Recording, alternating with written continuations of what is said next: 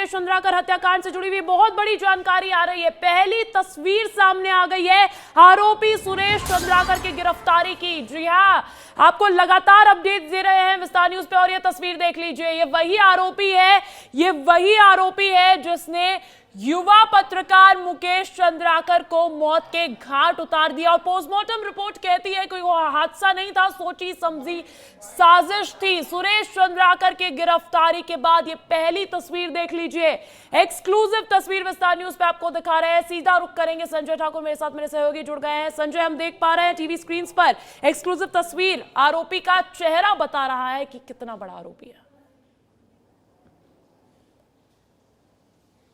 देखिए, मैं ये तस्वीर देख रहा हूँ, कहीं ना कहीं सुकून है कि ये वही सुरेश चंद्राकर है जो कुछ दिनों पहले तक बीजापुर में शानो शौकत के साथ घूमता था, मर्सिडीज BMW ऐसी महंगी गाड़ियों में घूमता था, महंगे लग्जरी ब्रांड के कपड़े पहनता था। आज वो पुलिस की हिरासत में है। पहली तस्वीर आई है, हाथ में हथकड़ी है, बनियान पहना हुआ है और एक किसी आरोपी की तरह नजर आ रहा है। और हाँ, ये आरोपी है। ये मुकेश चंद्राकर की हत्याकांड में शामिल जो 4 आरोपी हैं उनमें ये भी शामिल है।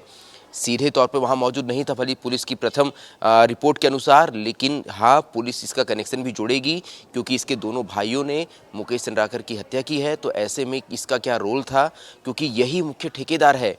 देखिए, ये जो पूरा परिवार है इनका, इस परिवार में सर्वे सर्वा यही था, सारे ठेके यही लेता था। इसी ने इतनी अकूत संपत्ति कमाई थी जिसके दम पर इन हत्यारों की हिम्मत हुई कि उसने भ्रष्टाचार की खबर दिखाने वाले पत्रकार की हत्या कर दी। तो कहीं ना कहीं इसका भी सीधा सीधा इन्वॉल्वमेंट इस पूरे हत्याकांड में है।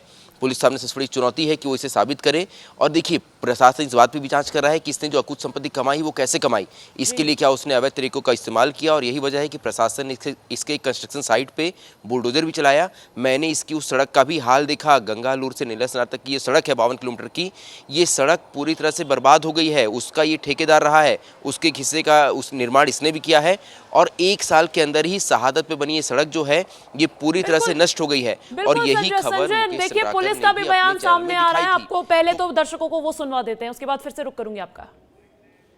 एसआईटी टीम के द्वारा पत्रकार साथी मुकेश चंद्राकर की हत्या की घटना में शामिल फरार आरोपी सुरेश चंद्राकर की देर रात हैदराबाद में हिरासत में लिया गया। साथ ही साथ इस प्रकरण में अब तक सुरेश चंद्राकर के अलावा 3 आरोपियों की गिरफ्तारी पहले ही की जा चुकी है, जिसमें रितेश चंद्राकर, दिनेश चंद्राकर एवं महेंद्र रामटेके शामिल हैं। साथ ही साथ मामले में विस्तृत पूछताछ की जा रही है। एसआईटी टीम के द्वारा पत्रकार साथी मुकेश चंद्राकर के हत्या की घटना में शामिल फरार आरोपी सुरेश चंद्राकर की देर रात हैदराबाद में हिरासत में लिया गया। साथ ही साथ इस प्रकरण में अब तक सुरेश चंद्राकर के अलावा 3 आरोपियों की गिरफ्तारी पहले ही की जा चुकी है, जिसमें रितेश चंद्राकर, दिनेश चंद्राकर एवं महेंद्र रामटेके शामिल हैं। साथ ही साथ मामले में विस्तृत पूछताछ की जा रही है। तो मयंक गुर्जर, एसआईटी टीम प्रभारी को सुना आपने, जानकारी दे रहे थे कि किस तरीके से सुरेश चंद्राकर को भी गिरफ्तार कर लिया गया है और उसके साथ साथ 3 और आरोपियों को गिरफ्तार किया गया है। सीधा रुख करूंगी, मेरे साथ मेरे सहयोगी संजय ठाकुर लगातार बने हुए हैं। संजय, देखिए, ये तो एक खुलासा हुआ जिसके बाद सुरेश चंद्राकर पर ये गाज गिरी है, लेकिन आप सोचिए कि एक ऐसा व्यक्ति जो बस एक रिपोर्ट दिखाने पर एक पत्रकार को मौत के घाट उतार सकता है, उसने और भी ऐसी तमाम वारदातों को अंजाम दिया ही होगा। देखिए, बिल्कुल रितेश, सुरेश और दिनेश, ये तीनों चंद्राकर भाई जो हैं ये आपस में भाई थे।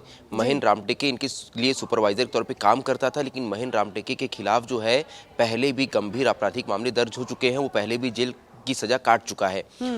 वो एक खतरनाक अपराधी है और ऐसे आदमी को उन्होंने अपने साथ रखा था। देखिए, ऐसे जो पावरफुल लोग होते हैं, पैसे वाले लोग, वैसे लोग को साथ रखते हैं जिनसे वो अपने अवैध और इस तरह के आपराधिक कृत्य करा सके। तो महेंद्र रामटेके उनके लिए यही काम करता था। अब सवाल यही उठता है कि क्या ये पूरा आरोप ये लोग महेंद्र रामटेके के ऊपर डाल देंगे, क्योंकि किसी ना किसी के कहने पर तो आखिर उसने इस घटना को अंजाम दिया होगा।